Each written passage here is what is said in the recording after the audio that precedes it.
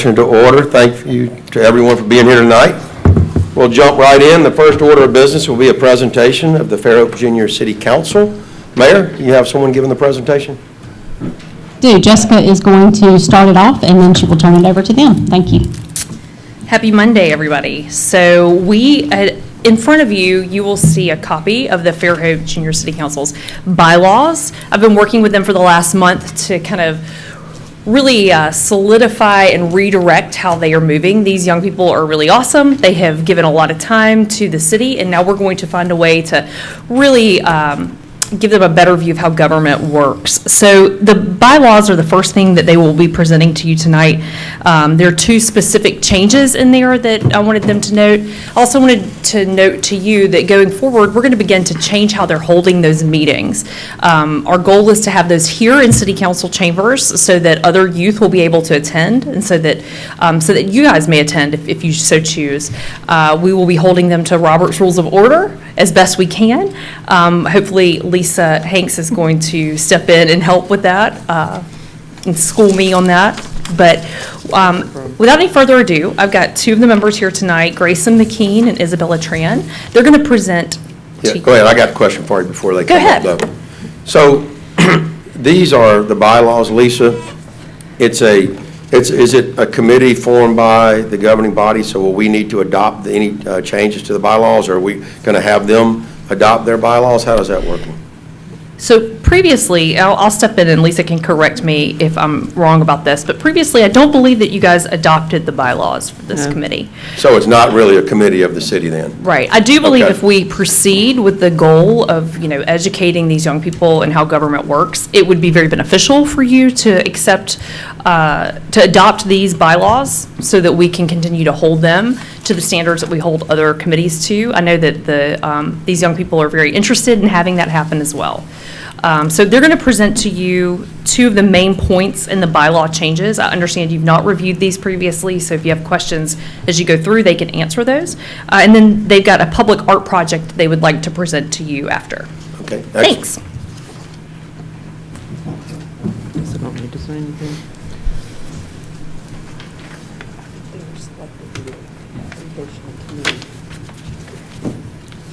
Good evening. I'm Isabella Tran. I'm the president of the Fairhope Junior City Council.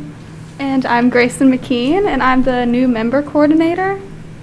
So before you have the bylaws for the Fairhope Junior City Council. We have recently made amendments to them, and we will address the two major changes, as Ms. Jessica said earlier. First, mainly, was the expansion of Article 2, just specifying our purposes and duties a little further. Just to read, the Fairhope Junior City Council exists to serve as the youth's voice in the city of Fairhope while introducing members to city government and its processes. Our members are expected to attend city council meetings where necessary to observe government in action and make various presentations to the city council during work sessions. We also serve as a youth outreach arm of the city's government, engaging youth through projects throughout the city. And then we also had some changes in Article 3. So the Junior City Council is composed of 10 members appointed by the mayor and a committee of community and city professionals. And we also have below, failure to notify the president by 1 week before the date of the next regular meeting of the Junior City Council will result in an unexcused absence. In addition to Article 3 and to Article 5, we have an addition of a new officer. So we have a new member coordinator, which is Grayson right here, and they shall preside over assistance of new members. Other than those two major changes, the rest were very minimal, and that concludes our presentation on bylaws. Council, do you have any questions? Who are the, go ahead. Go ahead. No, my question is not related to exactly the bylaws. I was just going to ask, who are the 10 members of the Junior City Council at the moment? So right now we only have 9. Okay. But there are supposed to be 10. You're one short, just like the council. We are. So right now it's Isabella McCormick. I'm going to see if I can name them off the top of my head. There's Isabella McCormick, who's right there. There is Emery Horton, Isabella Tran, Grayson McKean, Victoria Watley, Addison Spears, Gailey McIlvain, Raphael Oliver, and Miles Tapscott. That's 9. That's 9. That's pretty good. That reminds me, I think I got a letter from Ms. Tapscott today. I've been back there. Some fundraising, I think. All right. Kevin, any questions? I do want to say that I look forward to working with you and your committee. And if you have any questions for the city council as to processes or, anything at all, feel free that you can call us and reach out to us for any questions, because I do want you to learn, about local government and if there's anything we can do. And one thing you might want to learn is this council member does not email. Oh, yeah. I will answer every phone call. He will text. I will call you back, and I will text, but I don't do email. And there's no computer in his home. I just found that I out. always say, if it were worth $1 million to get in touch with me, you're going to email me or you're going to call me. So I deal with phone calls, that way everything's above board. We'll We get have that no message. problems. You know what you said, and I know what I said. And I give you more than happy to give you my telephone number.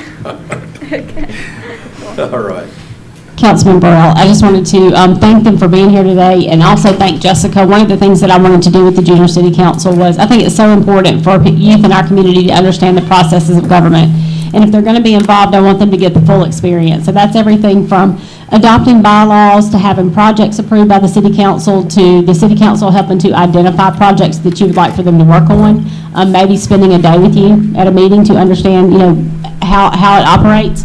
The other thing would be like social media policies. They've been operating their own social medias, platforms, and so really working with Jessica to understand, the restrictions you have when you are part of government to operating social media and records and all that kind of good stuff. So all the fun things we get to deal with every day. So that's my primary goal, is to make sure they understand, when you serve, that there are rules that we have to follow, and I want them to follow them just like everybody else. So thank you, girls, for being here. Thank you, Jessica, for your help with this. Awesome. And we do appreciate it. Thank you, Jessica. Thank you. Thank you, ladies. All right. They have one more. They have another presentation. Oh, we have another presentation. Okay. So, well, actually, could we go back to the first slide? The introduction. Okay, there. So this project that we're presenting to you today, it is named the Sunset Staircase. I guess we'll introduce it now. So we, as the Fairhope Junior City Council, just to summarize us, we exist to provide youth outreach and serve as the youth voice in the city of Fairhope. And with this project, we hope to beautify our city and Bay Area with a vibrant work of art created by youth. It leaves our mark as the Fairhope Junior City Council and demonstrates youth involvement in the community. Oh, is there any? Okay, there we go. And then, so the next slides are going to be the details of the project. So the staircase is located at Henry George Park. So Henry George Park is a kind of staple place where Fairhopians and tourists like to go. And there's always people having picnics, walking their dogs. There's plays that go on there, concerts. And most importantly, people go there to watch the sunset. And so this is the current state of the staircase, which, as you can see, is a little bit different from the beauty of the park. It's a little bland.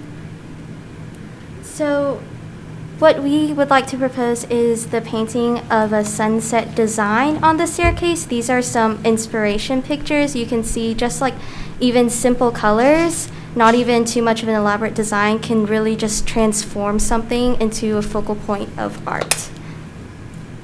And so here we have a physical drawing as well as a digital drawing of our design for the staircase. It's a sunset. We're looking from the top of the staircase down. We have waves, the sun, and some pink and purple clouds.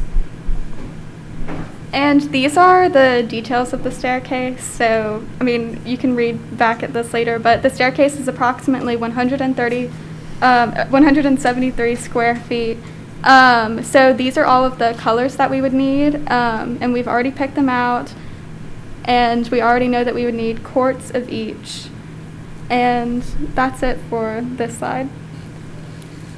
So our materials list that we predict we would need would obviously first be the paints, including some trash bags for cleanup and large paint brushes, as well as medium paint brushes, paper plates, and paper towels. The estimated cost for this project is about $175 to $226, taking all of those into account. And the staircase will need to be spray painted in a royal blue color before the design is applied. And we did have a meeting with Mr. Richard Johnson at Public Works about this, and he said that he believed that they'd be able to do that for us. And so this is just a more detailed description of how we found the cost. And so the next slide, please. Okay, so this is what we've accomplished so far with this project. So on February 24th, a quorum was held with a few of the FJCC members, and we came up with ideas and the first sketch for the project. And then on February 25th, we had an official meeting, and we proposed the final sketch to the rest of the FJCC members, and it was voted on. And that was with the presence of Miss Jessica Walker. And then on March 5th, we had a meeting with the Public Works Director, Richard Johnson, and Miss Jessica Walker, and the design was further discussed and finalized. And then one of the projects that we've done previously was the Painting with the People in the community park, and it's a mural, and it says Fairhope. So we already have experience with painting murals, painting things, and for the community. So our target workday for this painting would be on April 10th, with only the members of the Fairhope Junior City Council painting, and potentially Miss Jessica Walker overwatching the painting process. After the workday, leftover materials will be cleaned up and brought to desired location with an estimated 3 days to paint. And then these are, so we already did planning in February and March, and then our target work day is April 10th. And that's subject to change depending on who can make it, because we only have 9 members, so we need everyone to be there. And then our target end date is April 18th, which would give us, it should take only about 1 weekend, but we just gave ourselves 2 weekends just in case, and that's right before arts and crafts. That is the end of our presentation. So I have a question for the clerk and the city attorney. So as a lesson, as junior city council meeting members, do you know who's responsible for all the real property in the city of Fairhope? Real property is all the land that we own, parks, even the vehicles that we own, this building. Do you know who has that responsibility? No. The city council. Okay. And whenever we put art in a public place, it needs approval. Now, the reason I have to ask the question is we're not really adding anything, we're painting something, so I'm not really sure if that rule applies to, well, I mean, the mayor could authorize the expense, it's so little. That's not a deal, but I'm not sure, so I do have the question, do we have to authorize that addition of art in that park? What do you think, Lisa? I think so, and I think they were going to bring it back to you to add it to the next agenda. I think that was part of the process. Okay. They're going through the process. Well, I saw things as kind of Right. in concrete. I didn't see an ask for a resolution. That would be next meeting. Okay. All right. So They're following the rules. Okay. All right. So Council President, I have a question, if I may. Sure. So I have 2 questions. First, what age group is this that we're working with? So these are high school students. Our High school. youngest member is a freshman, oldest a senior. So Okay, very good. Second question, what's the criteria to enter the program? I have 3 questions. So, in order to be in the Fairhope Junior City Council, you have to live within city limits and you have to be a high schooler. Have to be a And high schooler. that's pretty much it. All right. Third question, who's the artist? And final question. I think that's so- important. Actually, it's a collaboration between the two of us. Grayson came up with the original design and sketch. I digitally drew it. Very good. So we do have artists. That's the question. All right, very good. All right, good job. I have a question for Richard Johnson. Are we going to rebuild that staircase before That's they the paint fourth it? Or are we question. going to leave it That's as the fourth is? question. That was my question. Yeah. We're not going to rebuild it, but the carpenter crew may have replaced some treads today, just to make sure that we, if you are inclined to improve this, we would hate to have a nicely painted tread and then replace it with just a blank wood piece of tread. So we are, and just to clarify, I made it very clear that the base color should be Fairhope blue, which we have the paint color. Don't mix any purple in that That we now. painted the back fence of the ball field with out at Atlanta, so it may come up as Sherwin-Williams Royal, but that's Fairhope blue. But And they on a have serious their own note- money to buy the paint, I heard, so I even liked it better that way. We're supposed to redo the stairs, right? Will this be on the next agenda then, Lisa? Yes, it will. Okay. I think it's a great idea. I'm looking forward to seeing it. I think it'll be great. What do y'all think? As long as we're not, are we gonna mess with those stairs when we get the restore money? And, I mean, what's the plan? The restore project doesn't include that part. It It's doesn't only the include that. south Very end and the good. pier. Okay, so part. that's on the north side? Okay. It's on the north side. All right, yes, sir. very good. All right. Yes, I'm cool with that. Very good. Thank you. So, is there anything that we need to propose or? No, I think that Okay. I think you did a great presentation, and we will put it on our next council agenda, and I would dare anybody to vote against it. I think you'll get an approval, so you can Thank keep you moving so that much. direction. Thank you so Thank much for you. having God us. bless you. Thank y'all for coming. Thank you. Okay, thank you. All right, the next item on tonight's work session agenda is a discussion of a living memorial dedicated to all those and their families who serve to protect our safety and freedom. Mr. Bob Weltley. Is Bob here? I don't see Bob. I can speak to it.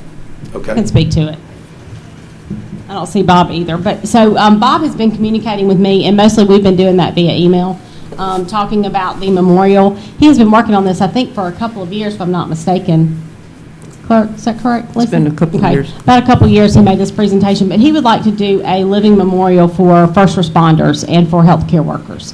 And he was looking for a place to put a memorial. I think you have a photo of it. It's a large bronze eagle with a flag. And he would like to, typically I would refer this to COPA, the Committee on Public Art that the Eastern Shore Arts Center has, but they are no longer a committee of the Arts Center, because in the past we have taken art projects and have them vetted through COPA and let them kind of work through this process.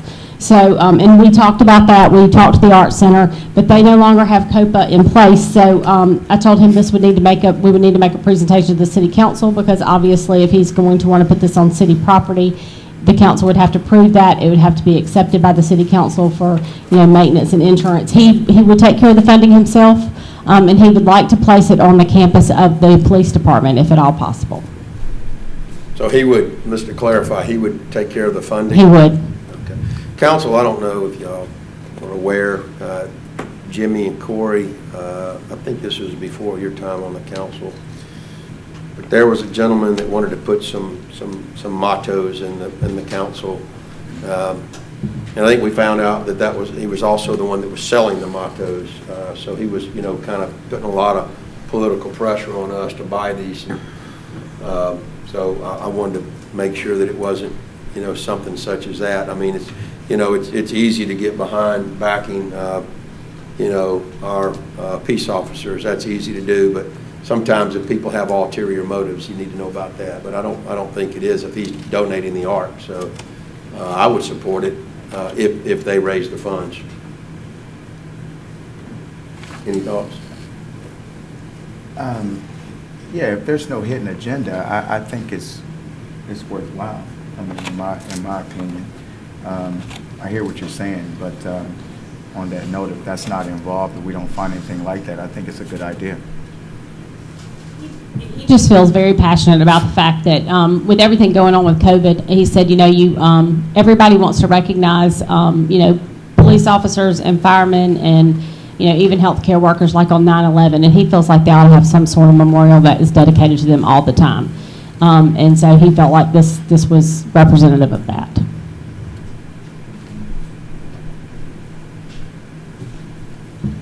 Jimmy? Kevin?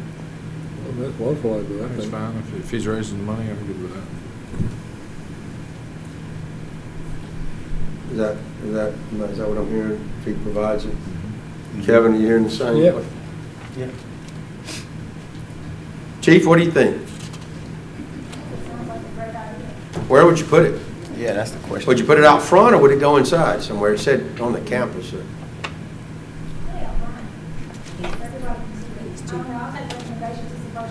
I think it's too big. It's about 6 feet tall. Yeah. It's too big to go inside, you mean? So it's like life-size wingspan of an eagle. Well, I think the height of it is just too tall. 6 feet is big. So it'd have to sit out in front. It would need, yeah. I saw a picture from Orenville, I guess. 72 inches high, 57 wide, and 39 long. Pretty big bird. Is that flag bronze as well? Painted? Is that? Flag is painted bronze. Okay. It almost looked real. It looked like a fabric. So one question, maintenance, I see he has some here. So he's going to do all the maintenance and all of those things that he's going to take care of as well? He said he would, but again, obviously we know over time that there will probably come a time where we will have to, take care of that. But yes, he did offer that. He said as far as cleaning it and that kind of stuff. Would we need to, is he going to provide the pedestal? I'm looking at the pedestal in the picture. Really nice one, by the way. That would look almost like what we would want to do. Yes, he said he would provide it all. Okay.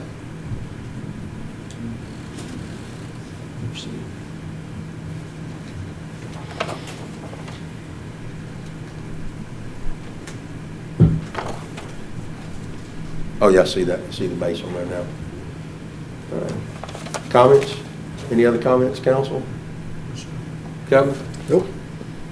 I'm good. Bring it on. Okay. We would need to have a resolution to that effect, Lisa. Correct. All right, you can do that, put it on the next agenda, and assuming that he provides the cost. All right. Mr. Johnson, discussion of temporary horticulturist position for the Public Works Department.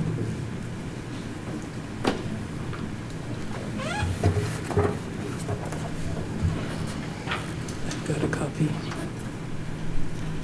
Thank you, sir.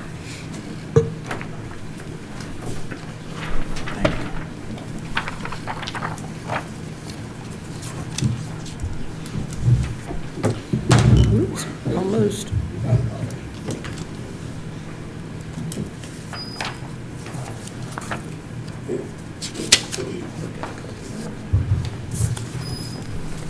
Thank you, Council President. And this is one of those items that has had some discussion, and it was a consideration in the budget. And so, basically our challenge here is that we did go to the Personnel Board actually a good while back when we thought that Mr. Bosarge may be retiring much earlier than he is, and Paul was probably going to be a candidate to move up to assistant director, and we knew that we had to address the horticulture, and then that all changed, and it didn't take any action with it as far as a budget consideration. But Mr. Merchant, who has served the city coming up on 30 years, has decided that 30 was his point, and he will effectively have 30 years of tenure with the city at August 1st of this year. And so as part of the budget preparation, Mayor and I worked on this, and you can see it stated November 5th, and the idea is that for this budget year, for a period of it, is to, one, establish a horticulturist position, advertise, hire, identify that candidate, get them on board, and have an overlap with the horticulturist, who is also the horticulture supervisor, Mr. Merchant, and so that baton could be handed off. Upon Mr. Merchant's retirement, the idea is that candidate who is serving in a position called horticulturist would move up to horticulture supervisor, and we would move forward. So with that, the money has been budgeted. The job description has been reviewed and approved by the Personnel Board, actually about 1.5 years ago. But part of this process is that the council has to approve the job description so we can actually advertise it and hopefully identify and hire a candidate there. And the reason that we find this is really important is, one, at this point in time, we do not have an individual in the horticulture department currently that has expressed an interest in that position, or, in Paul's determination, and I put a lot of weight in that, has all of the things that you really need to be successful in that position. Because understand, we are somewhat compartmentalized. We have some individuals that are really good on the greenhouse side. We have some individuals that may be very good in the field side of things. But having that one person that can oversee all aspects of that operation is very important to Public Works, and I think it's very important to the city. So what we're asking is to get this job description approved so that we can get it advertised. Mr. Merchant has at least entertained the idea that, knowing that we really were hoping that the budget year would have been a little closer to the actual budget year, and that we would have possibly as much as 8 months of overlap. But if Mr. Merchant is committed to leaving in the 1st of August, as you know, it's already the 1st of March, or well into the first week of March. And, realistically, it takes about 30 days to advertise a position, to interview a position, and make an offer. And if that individual has to give notice of 2 weeks up to 30 days with their current employer, realistically, we may not have a person here until May. And that doesn't give a lot of time to have that cross-training and that time to work with the current supervisor. But I think Paul will work with us on that. But the idea is, this is a temporary position in the sense as the candidate needs to have all those qualities we're looking for, that they can move up into that position as soon as Paul vacates it via retirement. So let me ask you, Mr. Johnson, so this job description of horticulturalist, does this fit the job description that Paul has now? Everything in Paul's description is in this description, but Paul's has a little bit more, because, for example, he has all those duties that we assign to a supervisor, such as time cards and valuations and all of that. Okay. So that answers my question. So then, effectively, when Paul retires on August the 1st, this person will move into Paul's position and his job description, and there won't be a need for this position. It goes away. It goes back on the shelf. August the 1st is a Sunday, by the way. I just looked that up. So it doesn't matter. What I would ask council is that, to avoid any vacuum of filling up a job that was unfunded, would be to call this temporary, set to expire on, well, we don't have to say Monday, August the 2nd. We might just say Monday, August the 9th or something like that, so that the person can transition into Paul's job and then this job goes away. If you don't have a sunset on it, it stays budgeted. Well, and I would prefer, since we don't know what length, we want to maximize the time that the new candidate, who we don't know who it is, and Paul can work together. And when this memo was written, that could be theoretically up to 8 months. Now that number has shrunk to probably less than 3 months. And the budget only has up to 8 months of this position in it, so we can't spend more than what's in the budget there. I would prefer, if we want to sunset it, that it would be, it is basically vacated at the time of the horticultural supervisor's retirement, but not to exceed 8 months in total. That way. In case he stays on longer? Yeah, well, I'm going to beg him like heck, because I will tell you, and you already know this is what I have learned. We'll just say it'll sunset on the date of the horticulturist Supervisor's retirement. Supervisor's retirement. Yeah. Okay. But no longer than 8 months, because that's the only thing that we put in the budget. So that would be the maximum on the dollar side of it. And, you know this, is that if we find somebody that has great experience and education in the plant science part of it, the big thing is they got to learn the Fairhope logistics, and that's probably one of the magic that we have going here. You know, the flowers were changed out last week, and probably nobody really saw it happen, because it just kind of happens. They're sneaky that way. They do it in plain sight. But learning that logistics is what we want to help that candidate learn, because what we do in Fairhope has been tried and true and worked out over, what, a 30, 40-year period of time, and they've learned what works, they've learned what doesn't work, and I'm sure there's very few other organizations that do it the way we do it, but what we do is successful. And I am, I've been in charge of it theoretically, and I'm still in awe of it, how it happens. And I'm trying like heck to get Paul to write things down, and we're trying to build a book, but you need to have that person-to-person training. So that's what we're asking for, sir. So Richard, when Mr. Merchant steps aside and he's been a supervisor position, who is he supervising? He's over the horticulture department. Okay, so this kid that comes in, will he then be the supervisor, or are you taking over that? No. You don't want me in charge of your plants. It will not have a good outcome. They will all be in a neat row, but they'll all look just alike too. So you don't want an engineer doing that. Just so you know, and Mr. Martin, we always assume that you guys have been up here forever, so you know what we're talking about. Yeah. In the horticulture department, the functions that they do primarily, one, we propagate plants. We have 11 greenhouses, so those are, and so right now, what is coming out of those greenhouses is what just went in the ground. What's going in is going to be for the summer. And what's being ordered is already for the fall and for Christmas. So that's kind of how far strategically. So we have the propagation part of it.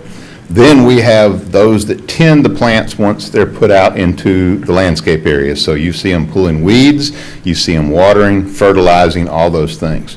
Then horticulture also does all of the mowing of right-of-ways in public areas other than the rec parks. The recreation department takes care of their green spaces, so you have that. And then horticulture is also responsible for our public trees, as well as administering the tree ordinance, which is a tree permitting process, as well as the horticulturist reviews the landscape plans for all private developments that are required to have landscape. So there's a lot of functions there that they do, but we got several branches in there. The growing of the plants that you don't see until they're planted out into the public areas, and then maintaining those public areas. There's a water truck every day that every hanging basket, every landscape corner gets watered every day, and certain days they get fertilizers, and certain days they may get, believe it or not, growth retardants to slow them down if they're growing too fast, because we're trying to keep a desired effect for that period of landscape. So that supervisor is not only has to have the technical plant knowledge, he's also got to be the leader of that department and scheduling work and all those fun things that comes with being a supervisor. Very good. Okay. Council, would you be averse to walking this on tonight? It was originally on the agenda, and I had asked the clerk to pull it to get more information. Mr. Johnson contacted me at the end of last week after the deadline, and I told him that I would ask the council to walk this on if we liked what we heard in the work session. I don't think anybody's heard anything that would sway them from that, and I think it's important to get this hire made.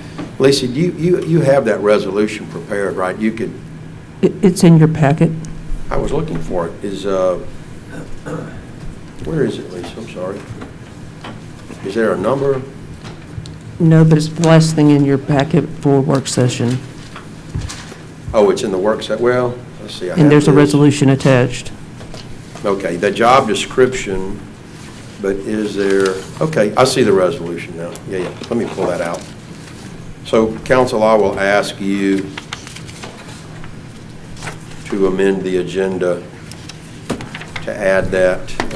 This will be during the council meeting as item, I'll get to that real quick. And if I could, Council President, I'm gonna give you 25. my commercial that I made to the directors and supervisors meeting. This is a very important hire, and so if you will use your sphere of influence and people that you know, let them know that this job is going to become advertised, and we're looking for that candidate that comes with that passion and that desire to do this job, because this is a job that if you don't have the passion for, you're not going to be successful at. And I think that as many people talking it up and talking to people that are in this industry, the better help it'll be for us to find a great candidate. Council members, to go ahead and clean this up a little bit too, if you have that resolution, I'm going to go ahead and add a sentence that said, this position will sunset on the date of the horticulturist supervisor's retirement, but no longer than 8 months, whichever occurs first.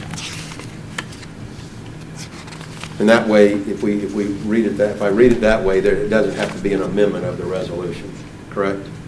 Lisa? Correct. Thank you very much. Okay, thank you. Thank you, Richard. All right. Committee updates? Councilman Martin? Nope, have none. Councilman Conyers? Just that Museum Committee and Recycling Committee have not been meeting because of lack of a quorum, but we have received a number of applications in the last couple of weeks, so I'll be circling up with the city liaisons for those two committees about getting them reactivated and meeting on a regular basis.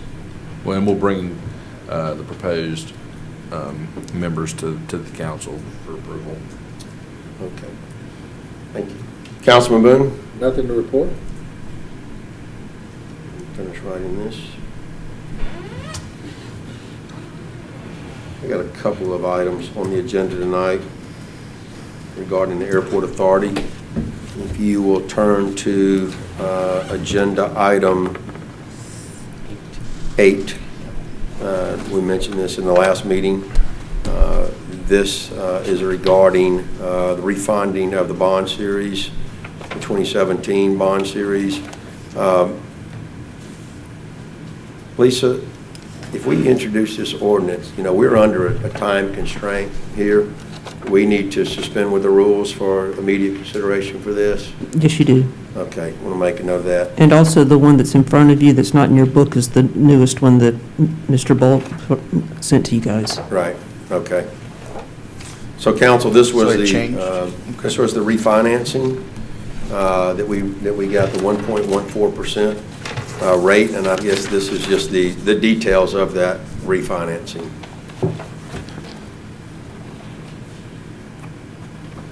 Let's see.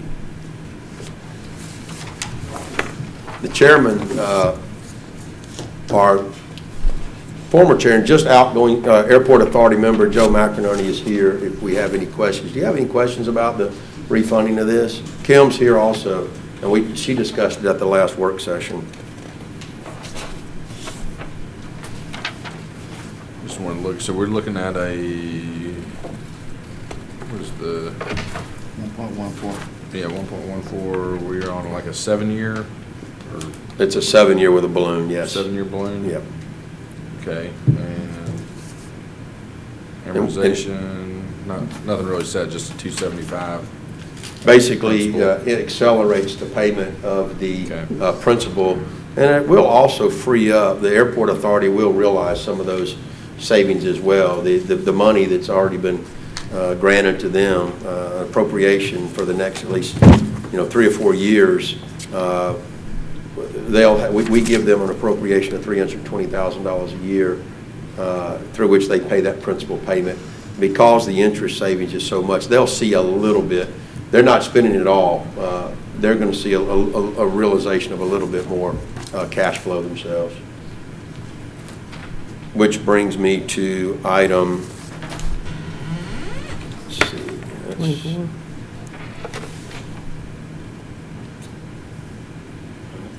Find it on here. Number 24? 19. There it is, 19. Yes, sir. It was so long, I was overlooking it. So, Councilman Martin and I are asking the city council tonight to approve $15,000 of funding to the airport authority so that they can engage in a professional services agreement with URG Consulting on a trial basis. We negotiated these terms with Mr. Wilson, and he will be looking at ways to, he's going after grant monies, I should say, for the airport authority, and looking at other efficiencies and ways to market the airport authority. And he believes that he will prove his worth. So like I said, this is more of a trial run. And I think that the gain, potential gain far outweighs the risk of the cost of this. So we hope that we have a big return on investment, and we'll just wait and see. Corey, do you want to add to that? Yeah, the cost benefit on this is it's a no-brainer. You know, we've already gotten some money, hopefully coming in, you know, from grant money that this young man has helped us to see, hopefully $500-some-thousand, hopefully, good Lord willing. So, and that's just the start, you know, as we continue. This young man has plenty of experience, well-known in the industry, and his resume speaks for itself. So I'm excited about this. I'm excited to get the airport off of the city's back, and where we can recoup those $320,000 that Jack was just talking about. Yep. And that, thank you for covering that. That's Yes. the basis behind it is, Yes. is hopefully that he will come up with unique ways to increase the revenues, obtain grant monies, and come up with efficiencies that will help the airport authority become fully independent and off the city's dime. Also, in addition to that, I think I mentioned this, I want to mention it again, is that the airport authority is going to seek financing to build 20 T-hangars out there, which will be a source of revenue and cash flow for the airport authority, you know, further weaning the airport authority off the city. Now, I don't recommend that every nickel of profit is taken away from what the city gives, because they need, you know, operational cash, but they need to take some of that, reduce their dependency on the city, and then take some of that so that they can, it takes money sometimes to make money, so they need some of that as well. They need some capital as well. So it'll be twofold. Yeah, it's a process. With that, I don't have any more committee updates. We'll go into department head updates. Mr. Johnson, I see you there. I'll start with you. Try to be quick. Just a couple of kind of big picture updates. The Church Street Utility and Drainage Project, again, we've been fighting around weather, but they did make some progress last week. Probably a big thing is coming out of the intersection of Oak and Church. They are laying utility lines. They laid 108 feet of 8-inch water line, 40 linear feet of 18-inch force main, and that's moving to the south. And they're just about through with the drainage at the intersection. That's a big part of it. Been fighting a couple of conflicts with gas, cast iron gas, but we're working through them as we counter them, so that's moving.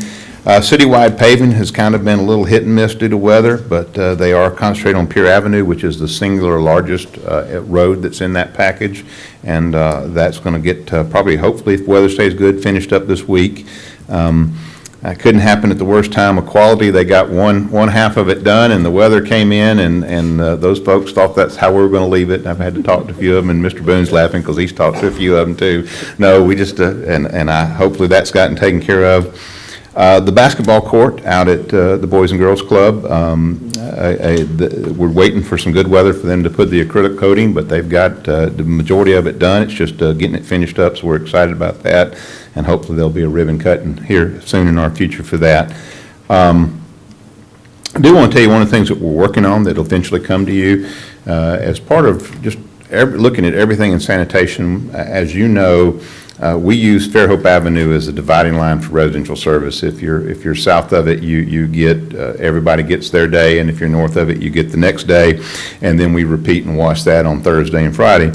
Well, we're kind of witnessing that Mondays and Thursdays were getting almost unmanageable, so I'm working with Dale and kind of teach him how GIS and our Utility Central, and basically what we've determined, we now have 1,200 more customers south of Fairhope than we do north. So we have basically an imbalance of our customer distribution by about 56% south, 44% north. So we need to balance the route. So we're working at what are options. Unfortunately, we hadn't found a nice east-west road that you can move to do that. So we're looking at maybe capturing some specific neighborhoods and changing their day from Monday to Tuesday, but we're going to bring that, have it all graphically in a map, but basically Mondays and Thursdays become pretty tough days for our garbage routes because they have to serve 1,200 more customers than they do the next day, and we got to move that and get it more 50-50 on Monday, Tuesday, Thursday, Friday. So that's one of the exercises we're working on. The last thing is I do not think you've had a council meeting since probably December that there wasn't an item that had the word roof in it, and I think we're consistent tonight. Just about every week that goes by, a building is getting a new roof on it. Last week it was the fire hall. They should have finished that up, and I know they're out at Founders, and I think Pat can report on that. But I know you're tired of seeing roofs.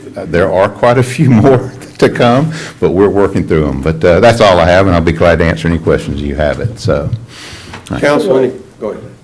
I said chip away. Any questions?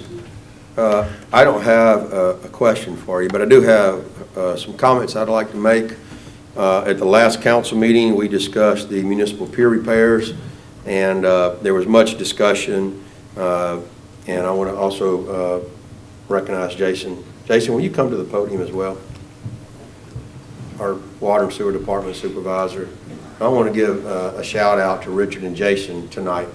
Last week, well, at the last council meeting, we had asked if there were ways that we could value engineer the utility infrastructure project at the municipal pier, and could we, do this with our own labor. And Jason and Richard got to work, and it's not like they don't have anything else to do. They're super busy people, but they met with the mayor out there and discussed that, and we had a long teleconference, and they have decided that they can take on this project, which is going to save the city over $200,000. They came up with a solution, and I think everybody in the city, if they weren't already proud enough of our city employees, need to be proud of these men and their departments, because they're going to take on the utility infrastructure project.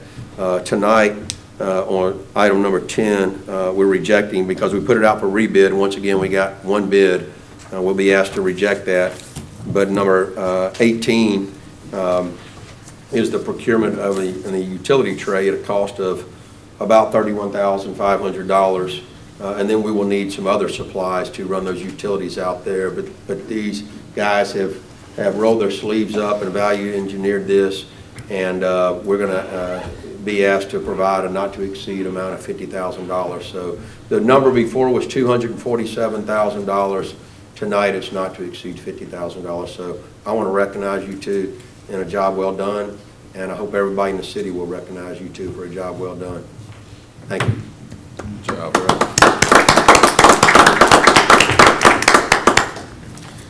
Okay, Kim? Try to hold out excitement, baby.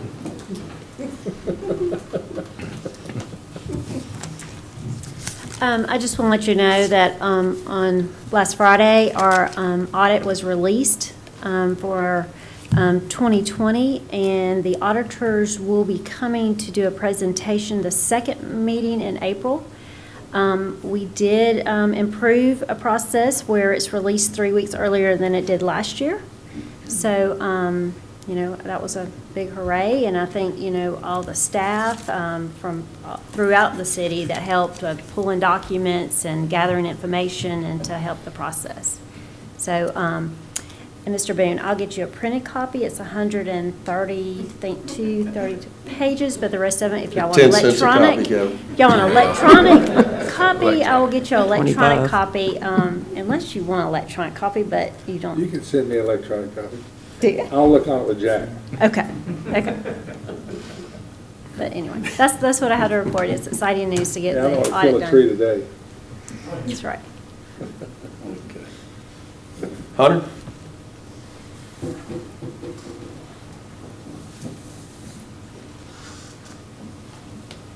Thank you, Council. I know we've had a conversation with every one of you, but especially Councilman Boone and Mayor Sullivan, about one of the issues in our ETJ about family subdivisions and some of those concerns that have come up. Just a quick update in case you get any questions. We did discuss that at Planning Commission briefly this month. That was kind of our target date to come with hopefully something that they could adopt that would provide some solution, because the sticking point's always providing fire protection, hydrants, and paved roads. Those get pretty expensive, and when it's family-oriented, that can pose some challenges. So we did discuss that, looking at solutions, and I think there's been some actions over the last week that might change our future as state bills passed. So while we were working hard toward that solution, we're kind of tapping the brakes right now, just because there's some changes that might affect us that we don't have any control over.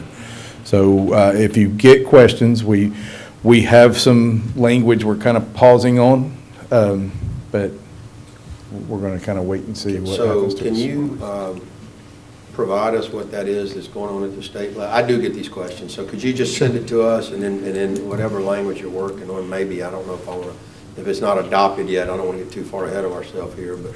And that's what we don't know what's going to happen beyond our control. So we're working, and we'll have something ready.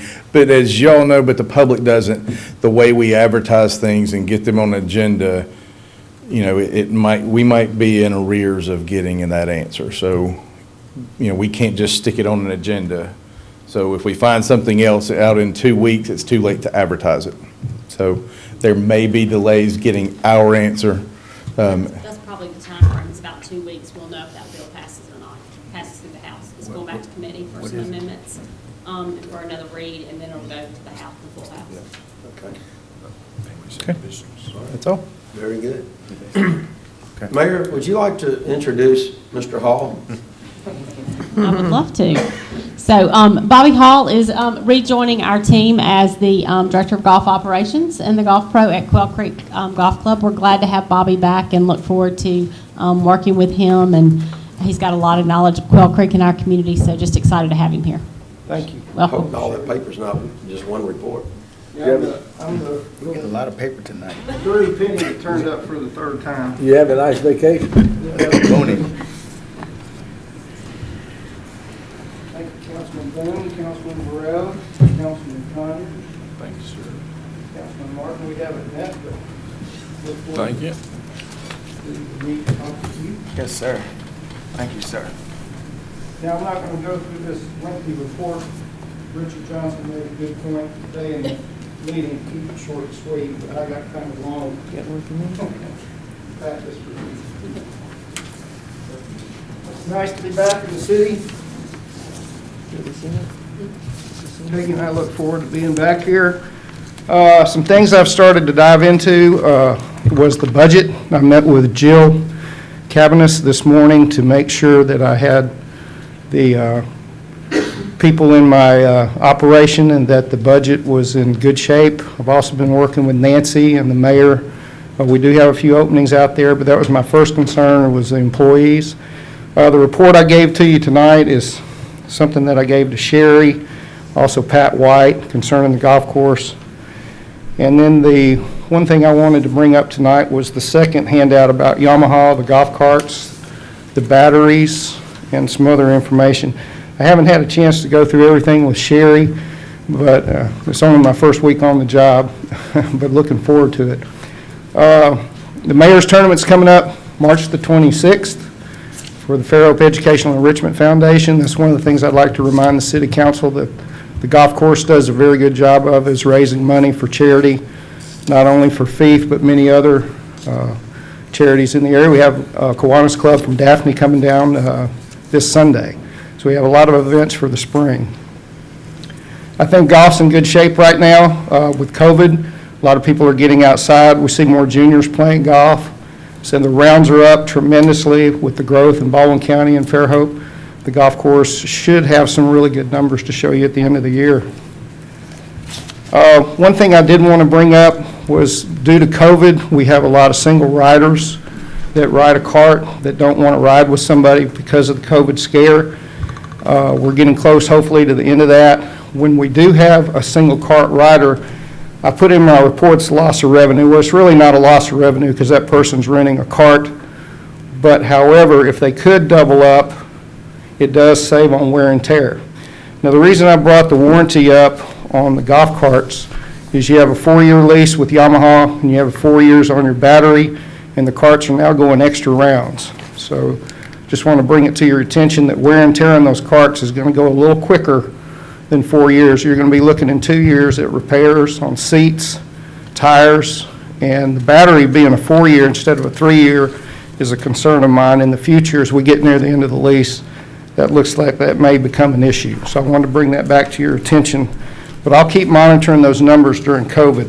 The last page on there is a cart divider that seems to be very popular during COVID. It's a plexiglass divider between the carts. This is just an early quote that I got from Yamaha today. I will talk to Mayor Sullivan about it and bring it up to the city council about that purchase should we need to go that way. But it is a form of safety and sanitation, is a divider between the rider and the driver of the golf cart. So I just want to bring that to your attention, and in my report I'll let you review that, and next time I'm up here you can, if you have any more questions for me, let me know. It's a pleasure to be back with the city. I look forward to it. I think you got a tremendous staff here, a lot of talented people. Look forward to working with Pat and Jeff Williams back at the golf course. So thank you. Any questions? Back, Bobby. Thank you. Okay, thank you. I'll be bringing my boy out there to you. Okay. Travis? Been a whole 2 weeks. He's ready now, I'm Jack. not the new guy anymore, so. If he gave one, you had to give one. That's right. I don't know if I can top that. First off, just want to say thanks for all the warm welcomes. Very glad to be here, working with a great group of people. But I would say at this point, man, I'm circling the walls, trying to see what we got going on, what kind of processes we've been doing, and where we need to correct them moving forward. So that's really all I have tonight, but be happy for any questions. Any questions? All right. Hey, thank you. Yes, sir. Terry? Good afternoon. Good afternoon. I don't know if y'all ever heard of a dry bite, but cleaning up from Sally, I got a cottonmouth that bit me, but it was a dry bite. So I guess I was fortunate. It just stung and turned red, and that was it. Doing Yeah, something right. so it was lucky. Just a quick update. eQuix, our contractor, has now done 253 services. They have actually killed 30 cut and cap that we found digging process that was still out there and still live. So we got rid of 30 of them. They got probably approximately 3 to 4 weeks left, and they'll be completed with their contract. We do have a lot of concrete and a lot of stuff to come back behind them, but they have done an exceptional job as far as landscape and zero complaints. What about the cast iron pipe that Richard said they're running into on a Church Street project? That's part of that. That's some 2-inch that runs through there. It dead ends, and they're going to place it with 4-inch. Are we going to do it while we got the ground open? Yes. Okay. Yes. And eQuix actually has been signed for them as a contractor, and so they're going to replace all of that with the 4-inch plastic. And if you stated that, I apologize.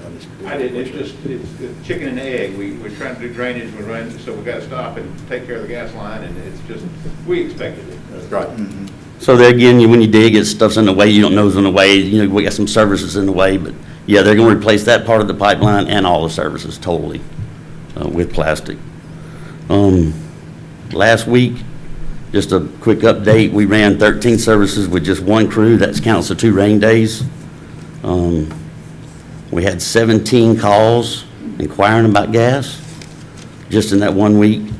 We had 36 services on schedule just for that time. And we still got 15 on the books, and I believe Jeremy has called in another 30-something as of Friday. So this is every day. I've had at least 7 phone calls today just for that question. That brings up the agreement, the service agreement.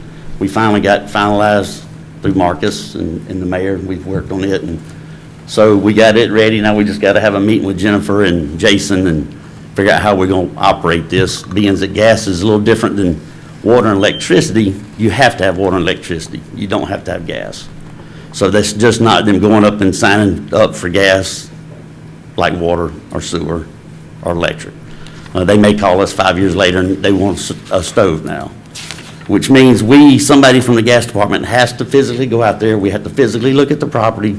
We got to make sure we can do it, make sure we got gas in the area, make sure that we can get by their house. So it's a big chore, and figuring out how we're going to do this agreement is something that we're going to have to work on for a little bit, and hopefully we got it pretty much. I think we're going to have to hand that agreement to them on the site, let them sign it and take it with them so they can pay for the service.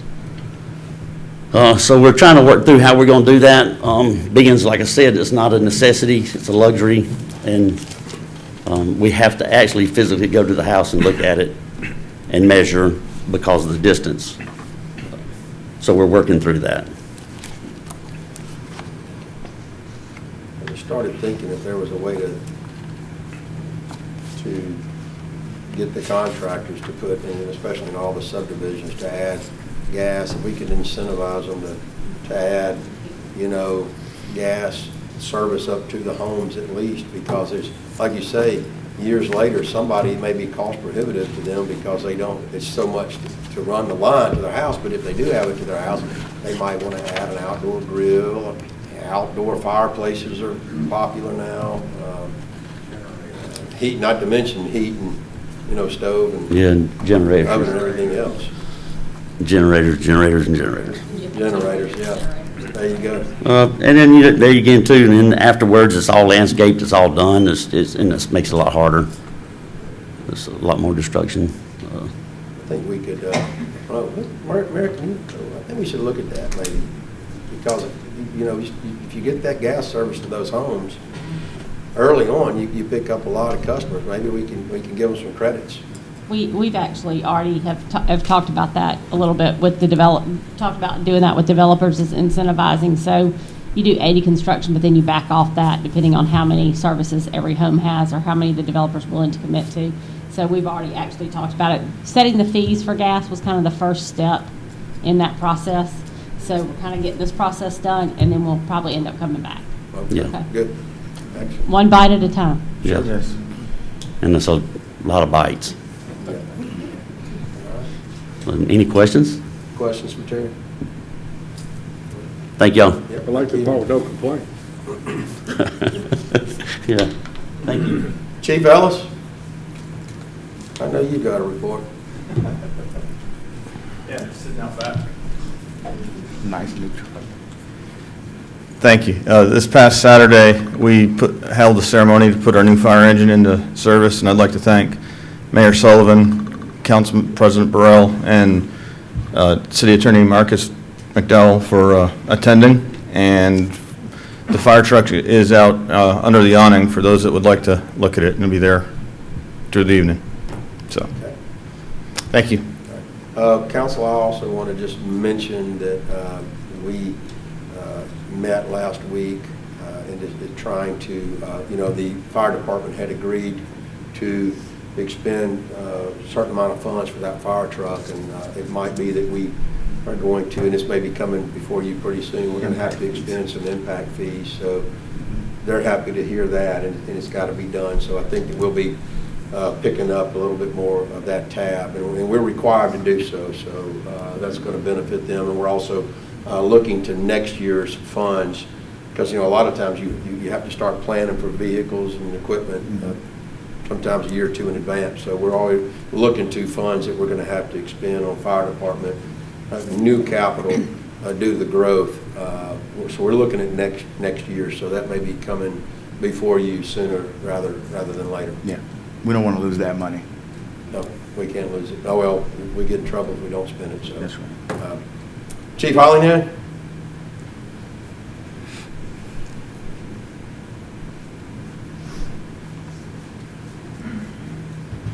Okay, so I do have a couple of notable things from the police department. Excuse me. I'm not sure if y'all are aware, we always post our stats monthly on Facebook and social media. And one of the things that particularly stood out to me for the month of February was that we had 0 residential burglaries, 0 commercial burglaries, and we only had 1 vehicle burglary. When you go back and you look at our stats from previous months, and we're averaging about 5 per month in residential and commercial, and we were averaging about 8 per month for vehicle burglaries. So we have a significant reduction in that, which is very nice to see. And I would attribute that to excellent police work, and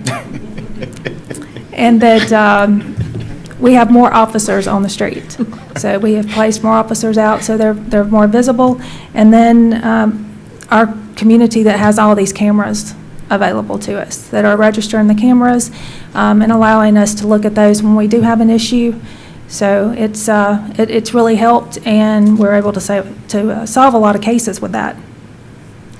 On another thing, the number 1 complaint that I get on a daily basis is traffic issues. I'm sure that y'all get phone calls. I know the mayor gets phone calls. I'm making complaints to myself. To myself, or to Kevin. And we have now designated 2 officers to what we consider our traffic division. That's all they do. Eventually, I would like to see more go to that, but right now, that's about all we can spare. And all they do is handle our traffic complaints. So they stay pretty busy. Additionally, we are working now a traffic grant. We started in February, and it's provided through ADECA. And it provides us with about 130 hours of additional traffic enforcement hours. So we actually have officers that are coming out working this traffic grant, and again, it puts more officers out on the street. Visibility, I think, contributes a lot to people slowing down, because if they can see you, then or see the officer, then they're going to brake. So that's just a couple of things that that we're working on. That improving and putting more people out, or putting more officers out on the street. Chief, what's the process if somebody wants to get that, I guess, doorbell camera registered? Do you need them to contact y'all, or you've got a running list to get some neighborhoods? No, actually, they can go on the new app if they Okay. if they have that. They can go on under the police department. There is a tab there where they can register their cameras. Okay. And I want to make sure that everybody understands, we're not asking for access to your camera. Just if all we want you know is where they are, so that there's Exactly. crime, you can approach them. And Exactly. We just want to know where they are so that we can ask them if we have something. So it's just register the location, you don't see the footages that No. they're collecting? No, we or do not. recording? No, Okay. sir. Any other questions? Appreciate the update. All right, thank you. Yeah, thank you. I also just want to thank the chief and Shane Nolte. They have been going out during the week and visiting the local businesses downtown. And I've gotten calls from a couple merchants who really appreciate them coming in and just checking in to see how things are going. So I thank you for doing that. I've been wondering about that. Thank you. It's good to know. It's good to know. Jason?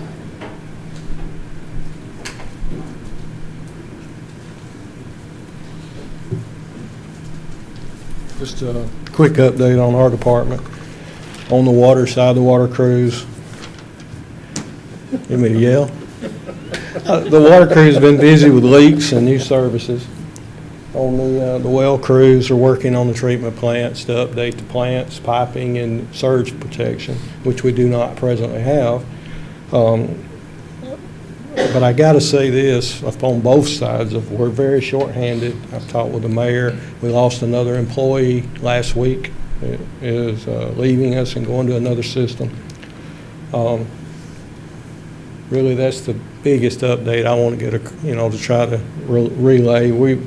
I know the mayor's working hard, but we've got to do something with salaries to be able to keep up. When our people are leaving here going to smaller systems, we've got to do something. We've got some great guys here, great people in this department, and they do, I'm amazed week after week what all we get accomplished with what we've got. Right now, we've got 5 people on the water side fixing leaks and doing services. You've got Curtis, who's been here 30 years, right at 30. Tim, which you had the tour at the wastewater plant, has been here nearly that long. You can't replace that type of expertise. They've been here because they're dedicated to this city. They're here because they care. And so I come up to do updates, but I really want to talk about our guys too, the ones that we have. They do a great job. I've been doing this over 30 years in several places. But you've got some good people here that really care.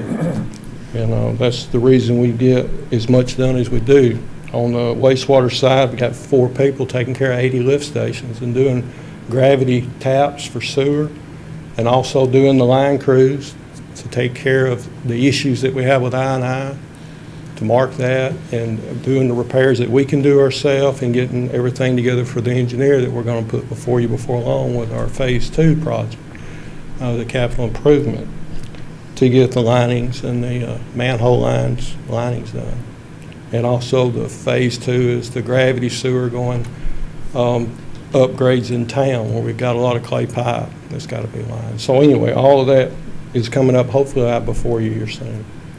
We were trying to get the budget passed. We got it passed. Now it's back in my court now to get the engineering and all before you, and that's what we're working on now. Jason, one quick question, just taking into consideration what you just spoke to us. Have you put together any comps or anything like that to present to us, comparisons? I have not, but if you could do that, I would really appreciate that, just so we can see where we are. With the Auburn study. Yeah, the Auburn study. Yes, we keep saying the Auburn study. But yes, we actually, HR and I met about that today and have not got with Jason yet, though, on doing some comps for some people in the area, because we were talking about how many of the employees we've lost recently in water and wastewater. So we are putting that together. HR is actually working on it. Very good. Okay. Thank you, sir. Thank you, Jason. Jessica? Really quickly, the chief was talking about how you can go in the app and you can register those doorbell cameras. I'm going to continue to stand on the soapbox about the app. We are really lucky to have this opportunity to have this app and to continue to develop it in the city. We need your help as elected officials to push this to our citizens. Right now, we have about 4,000 people signed up for the app, just about. But last week I had a very sweet couple in my office, Mr. and Mrs. Robinson, couldn't figure out how to download it, so I invited them to my office so that I could teach them how to download it onto their phone. I'll be happy to do that for anybody, but this is how we're going to get our information to our citizens. We're working on developing policies internally to help us be more comprehensive in how we communicate citywide so that we can make sure all of this information gets into people's hands. This app is one of those ways. Additionally, I'm currently working with Michael Johnson and Michael Stonehouse on getting the city up to 100% certified for CPR and recertified for CPR. We're a little bit behind that, and we're about to fix it by the end of this year. That will require that we bring a CPR policy to you guys. I expect to have that here for the first meeting in April, so just stand by. That is coming. And additionally, I'm working on multiple grant opportunities and developments, including one with Jason Langley, hopefully to be able to add generators to our lift stations to help us continue to reduce SSOs here in the city. That's about it. I will just say, I have been very delinquent about downloading the app, but I downloaded it in the time that you were up there talking, so that's how quick it can be. It's wonderful. Make sure that you have the push notifications enabled so that you can see those when they come through. That junior league? The Junior City Council, sure. They need to download, all the high schoolers need to download the app. It gets into the families. Certainly, absolutely, and we can certainly push that. One other thing, they have texted me since they left, and they said, and I don't feel bad sharing this, they said, it was kind of thrilling to be able to bring a project in front of y'all and to have it received as well as it was. So thank you very much for that warm reception. I think that they come from the same school of thought that I do, which is that it's exciting to see projects be able to move and to be able to see reception for it. So thanks for that. Yes, very good.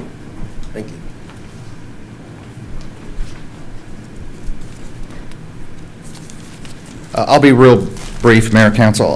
Couple of things. I have item number 11 on the agenda, which is a request for us to be able to send. We have a submittal for a new Publix grocery store up at 104 and 181.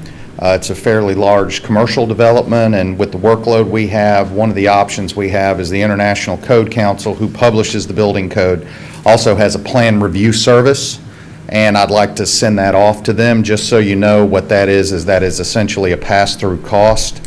The applicant will cover that cost, and it'll help with the time frame and trying to get that done. A large project like that, working in and among everything else we're doing, take a while.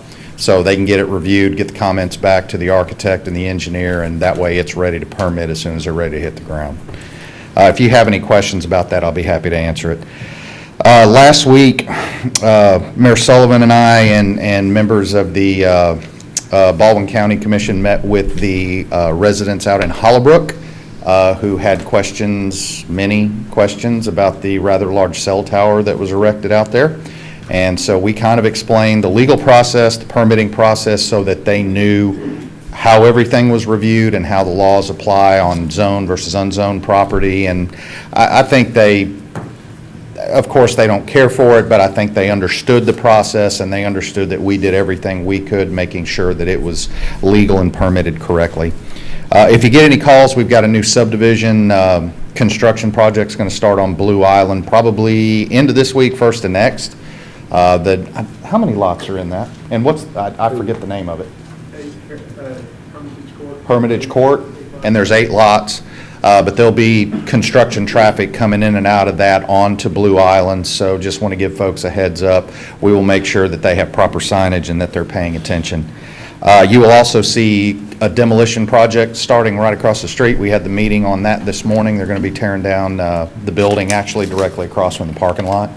And I've not seen what they've submitted yet. I don't know that they've submitted anything yet. They have some concepts, but you will start seeing that building coming down. And just so you know, talking about gas services and everything, we are probably well into 3 figures on the amount of generators we have permitted since the hurricane. And we're probably averaging 4 or 5 a week. I was just going through Citizen Serve. I've got 6 there now.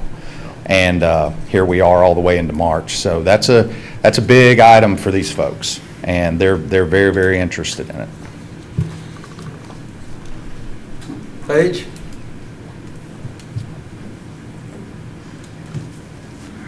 Council, I just have 2 quick things.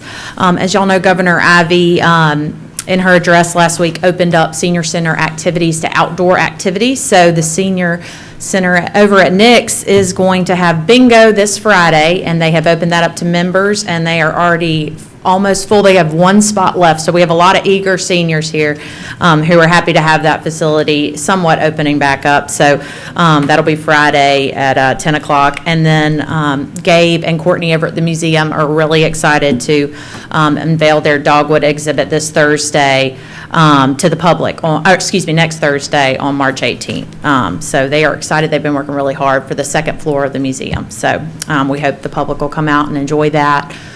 Just in time for arts and crafts, so. All right. Thank you. Pat?